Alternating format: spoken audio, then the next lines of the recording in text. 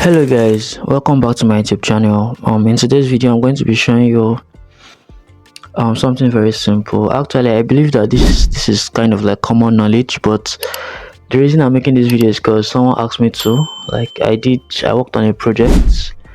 I'm going to display the particular flyer. So the flyer was part of the project, right? So and the guy saw the image and he was like, how did I generate the image, which is pretty basic stuff, but it means that there are still people that are still wowed by image generation up till now. So I'm just making this video to kind of like share my own process on how I achieve it and stuff like that. So basically I use three major tools when when it comes to image generation. Okay, let me say four tools. The first tool being my brain, second tool being ChatGPT, and then the third and fourth tool being ImageFX and Whisk, right?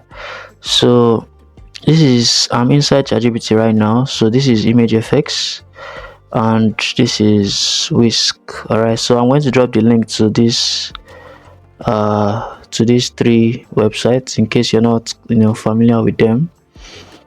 So now how do I generate images? So it's pretty simple. First things first is I need to know what image that I want to generate in the first place. Alright, so that's a no-brainer. You need to know what you're trying to generate in the first place. So let's say you want to generate a child, right? A student, a pupil, a young student. Let's say he's holding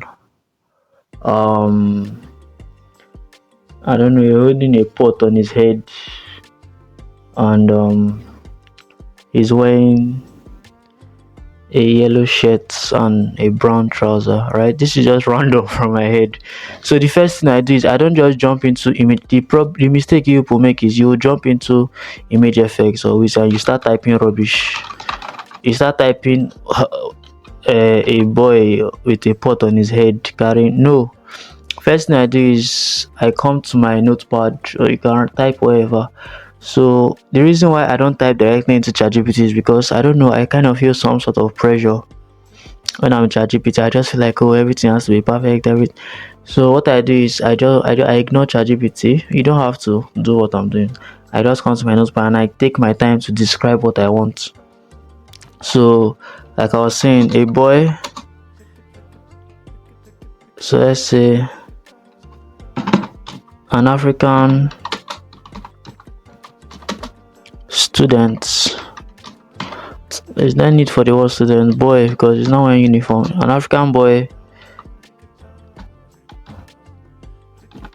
holding a pot on his head. He is wearing a yellow shirt and a blue shorts, right? Red shirt and blue shirt, basically. So I copy that. So I'll say in the beginning I write generate a prompt for generate a prompt for this. So this is what you do. You don't go straight into ImageFX and start describing heaven and earth. You describe what you want, you copy it, enter ChatGPT and paste it. You tell ChatGPT to generate a prompt for what you want. So you describe that into the best of your ability into ChatGPT and you press enter. ChatGPT will now generate it, right? To generate it, you then come here, you copy that prompt. It's as simple as that. What I do is I use both ImageFX and Whisk at the same time because I like to compare their results. So I copy and paste it here, and I'll click create, and then I'll come to Whisk, and then I'll paste it here. Alright, so it takes a little bit of time to generate, but not as much time as ChatGPT. Alright, so they will generate, and you can see this, it has already started generating. You can take a good look at this. Can you see the yellow shirts? Can you see the blue shorts? Can you see the pot on his head? Look at this other option. And because I said African, they made it look like this sofa type of, let's look at the one image first give us. Can you see it? Believe you me, if you had tried to come in here to just type in directly, you would have gotten rubbish.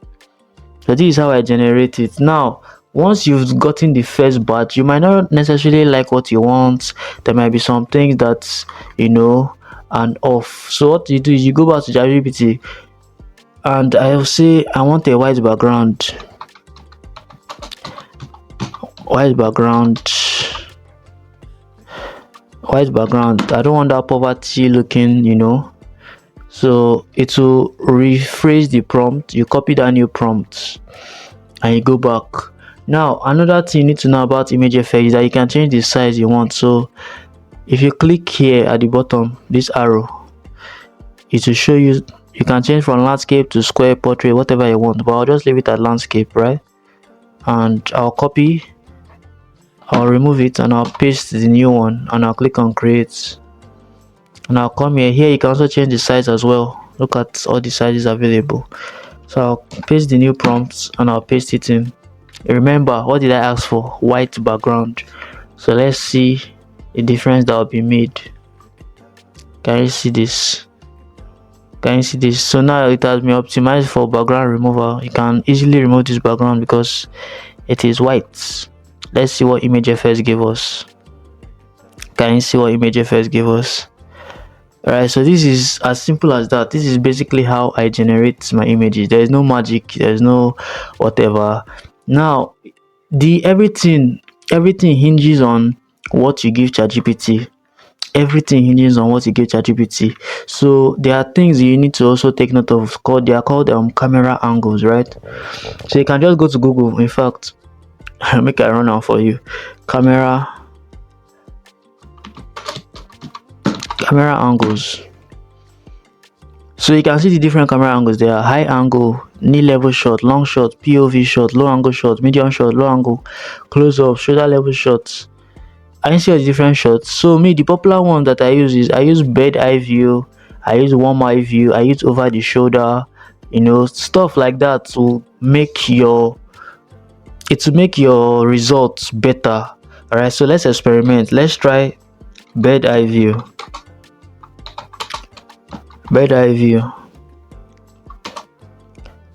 Background is a forest. Alright, see the way I just adjusted the prompt. I said bird eye view and I want the background to be a forest, and they've given me a new prompt. I'll just copy it. I'll go back, I'll remove that first one, I'll paste the new one. I'll do the same thing here. So let's see what happens when we change the camera angle. Let's see what we'll get. It's as simple as just telling ChatGPT what you want. It's as simple as that. Can you look at this? I said what? Bird eye view, forests. Can you look at the vibe? Imagine using this for a flyer. Okay, compare using this bird eye view for a flyer and this original one they gave us. It's not as if the original one is bad, but like, do you get, just by changing the camera angle a lot, like your flyer has become way more visually appealing, just like that, just by changing camera angle. Let's try warm eye view. Okay, this is the last thing I'll do before I end this video. Warm eye view. Let's see what it will give us. Warm eye view.